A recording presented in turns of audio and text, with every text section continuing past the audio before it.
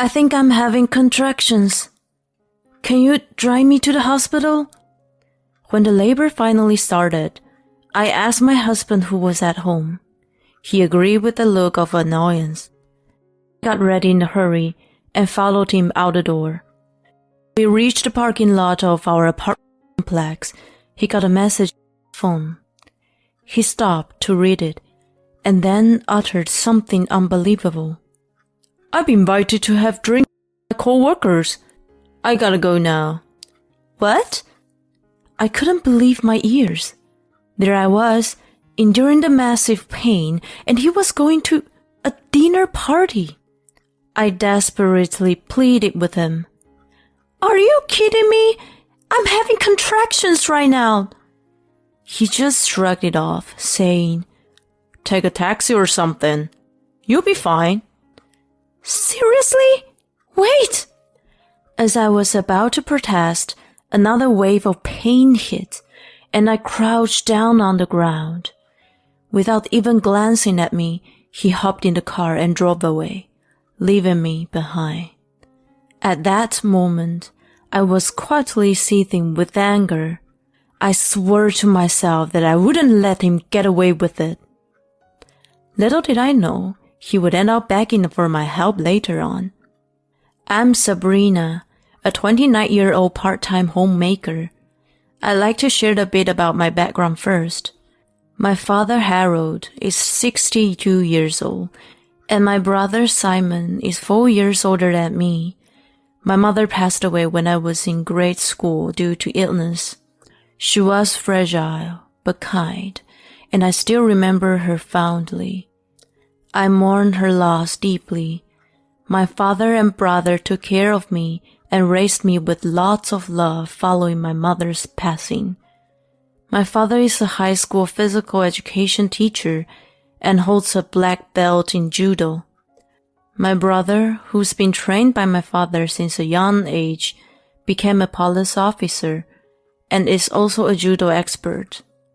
They both have intimidating and tough exteriors, but they're actually down to earth and shower me with love and care. I can't thank them enough for that.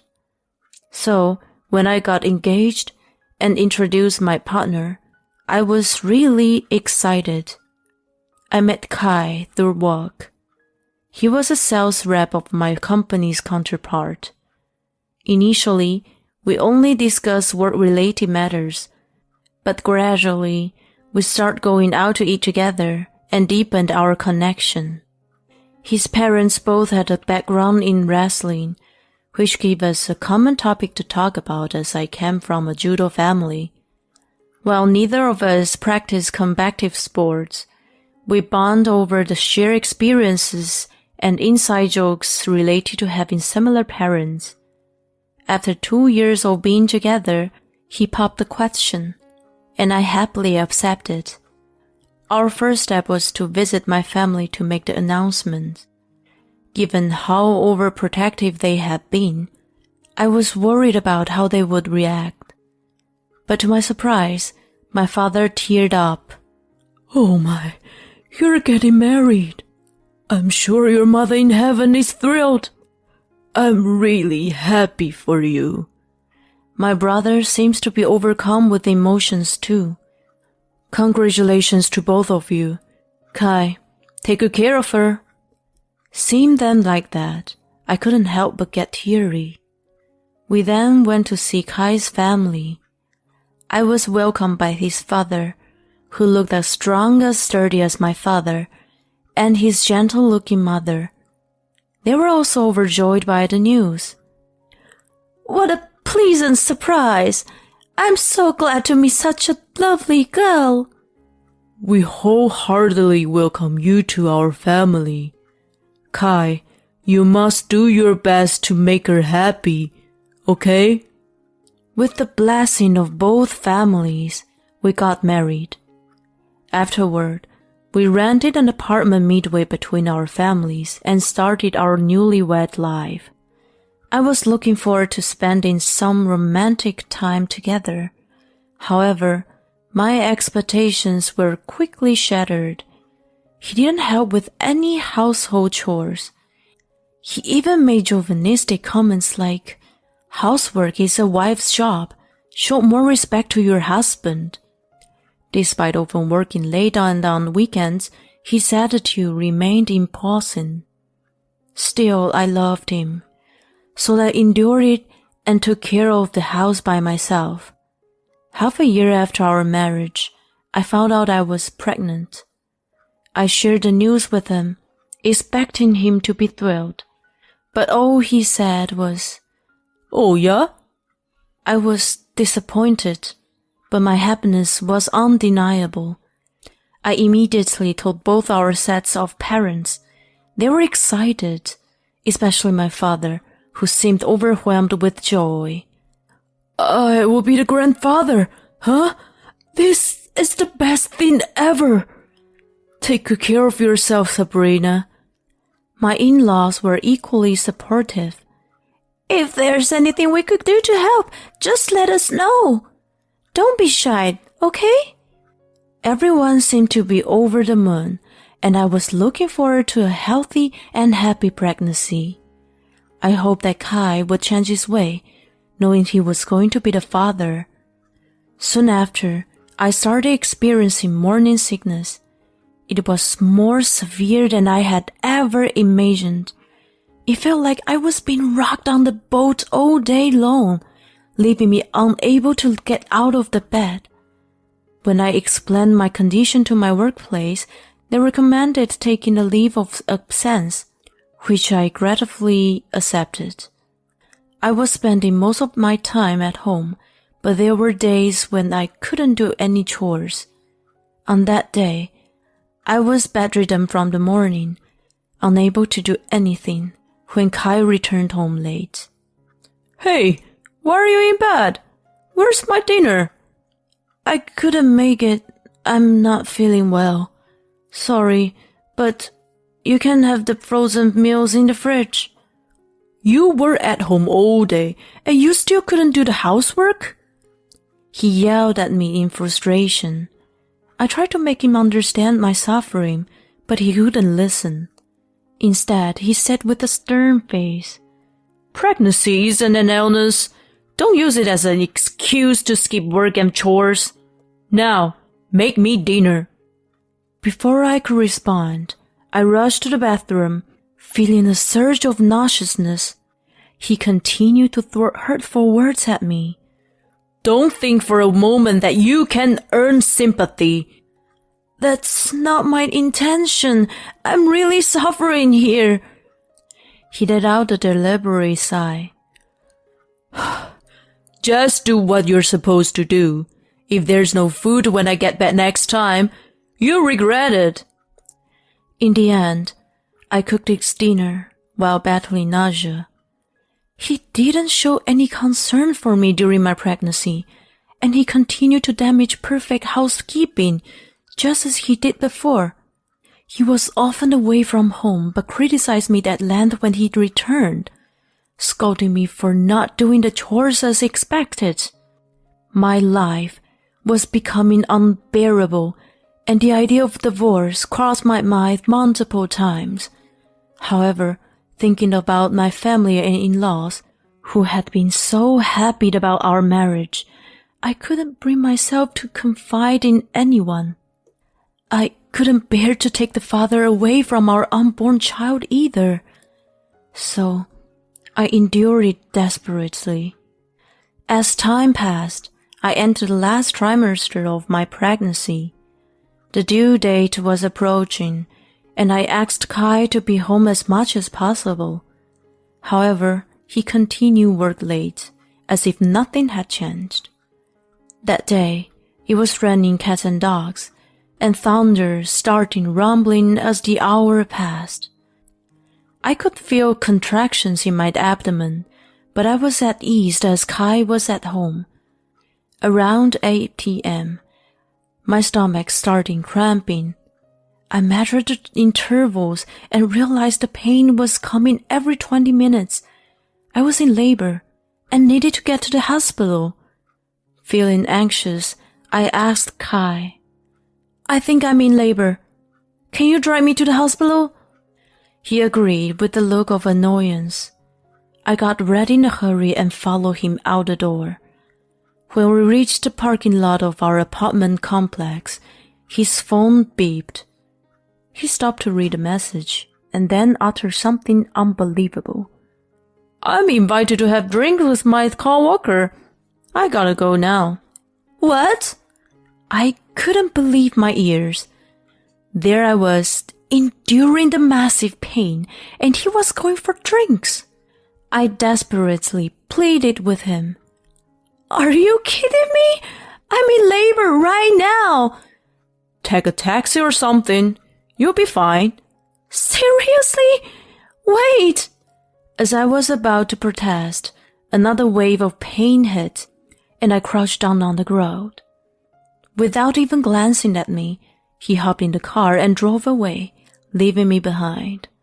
At that moment, I was quietly seething with anger. I swore to myself that I wouldn't let him get away with it. I didn't have the luxury to dwell on that and try to call a taxi, but due to the heavy rain, it was impossible to find one. I sent a message to a WhatsApp group with my father and brother, asking for help.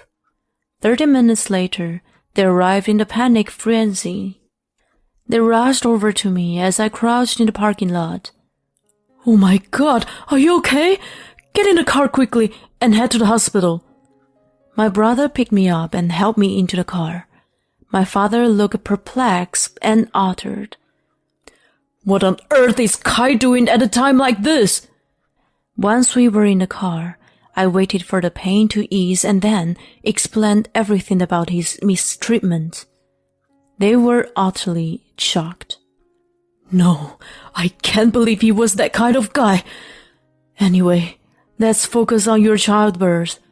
Don't worry, we will be with you the whole time. And so, we arrived at the hospital. By then, the contractions were coming every 5 minutes, and I was soon on the delivery table. Later that night, I gave birth to my daughter. The delivery progressed quite quickly, and the doctor mentioned that I might have delivered the baby in the car if I hadn't arrived then. I cradled my adorable tiny daughter in my arms. My father and brother, who had been by my side without a moment's rest, were also moved to tears when they saw her. Congratulations, Sabrina. You did great. You should get some rest now. Exhausted from giving birth, I quickly fell asleep. After some time, I was awakened by the repeated calls on my phone. The caller was Kai. I tried to ignore it and focused on asking the nurse for advice on caring for the baby. Meanwhile, my phone kept ringing, and I worried that it'd wake my sleeping baby. So, reluctantly, I answered the phone. Right away, I heard Kai's panicked voice. Sabrina, help me! In a flat and cold tone, I replied, Who is this? What? He sounded baffled. You must have the wrong number, so I hung up. As I was about to end the call, he urgently shouted, Wait! When I came home this morning, your father and brother were there, and they've been giving me hell. They've been scolding me for 2 hours now, and it looks like they're about to beat me up. Help me, make them leave. I see. Well, I unilaterally hung up the phone. Afterward, my friends dropped by, delighted to see the baby's face. When my close friend Kat, who used to work with me, came over, she hesitated before revealing something. I'm sorry, it's not so appropriate for me to bring this up now, but what she told me was shocking, and I clenched my fist in anger. The next day, I was discharged from the hospital. When I returned home with the baby, I was met with a surprising sight. Kai was sitting cross-legged in the middle of the living room with a badly swollen face. My father, brother, and in-laws surrounded him, glaring at him. As soon as Kai saw me, he cried out, "Honey, you're back! Help me!" What in the world is going on here? When I was taken aback by the disturbing scene, my father-in-law reassured me. "Don't worry. It was me who gave him a lesson. It wasn't your father or brother." I was relieved to hear that at least. Kai gathered himself and said, "Well, our baby's back now, so let's drop this issue. I've reflected on my actions enough. Honey, let me hold her." He stretched out his arms toward me. I immediately stepped back to protect the baby. "Do you really think I'll let someone who let me in the labor pain and disappeared touch our child? I won't let you lay the finger on her. Stay away." At that moment, he turned beet red and his eyes widened. "Hey, who do you think you're talking to?" I decided it was time to drop a bombshell on him. "You know, it wasn't drinks with co-workers that day, was it?" "What are you talking about?" He looked confused, and I thrust my phone screen in front of his face. "This is a picture my friend took on the day when I went to labor. Care to explain this?" There was him, arm in arm with an unknown woman, entering the hotel on the screen. What Kat revealed to me was his affair. She had coincidentally witnessed it and took pictures. She didn't want to accept me during my last trimester, so she was going to keep it a secret until the time was right. When she learned that I have already given birth, she felt that I needed to know. Kai, pale as a ghost, stared at the incriminating photo. Everyone around us was in shock, and there was an eerie silence. "No, this is, Before he could say more, he was slammed into the wall. I didn't understand what was happening for a moment, but by the time I realized it, my mother-in-law was breathing heavily. It turned out she had tackled him.